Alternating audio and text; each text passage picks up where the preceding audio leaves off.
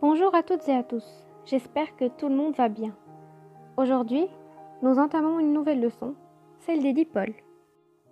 Lors de cette première partie du cours, nous allons définir qu'est-ce qu'un dipôle, puis découvrir les différents types de ce dernier, et enfin, comment le représenter. Alors premièrement, qu'est-ce qu'un dipôle?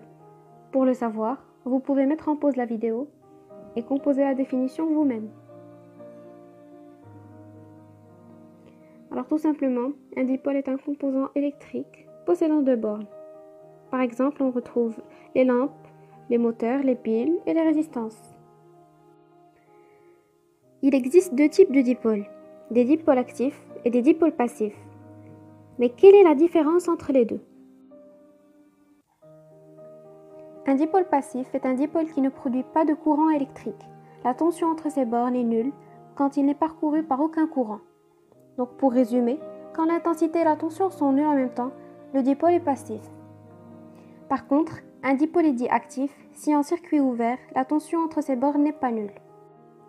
Alors là, la question qui s'impose est comment faire pour différencier entre les deux types de dipôles en pratique? Pour cela, prenons une pile puis une lampe et calculons la tension entre les bornes de chacun des dipôles. Et ce, à l'aide d'un voltmètre.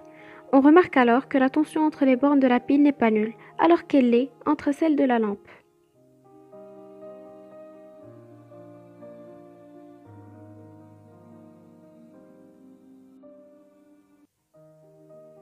Conclusion, la lampe est un dipôle passif, dit récepteur, et la pile est un dipôle actif, dit générateur.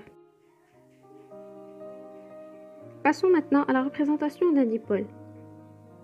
Un dipôle électrique est représenté par un rectangle ou un rond ayant deux bornes, comme vous pouvez le voir sur le schéma.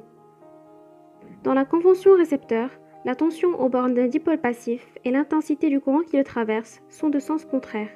Contrairement au dipôle actif, la tension et l'intensité sont de même sens. Je vous laisse maintenant avec la deuxième partie du cours et je vous souhaite une très bonne assimilation de ce dernier.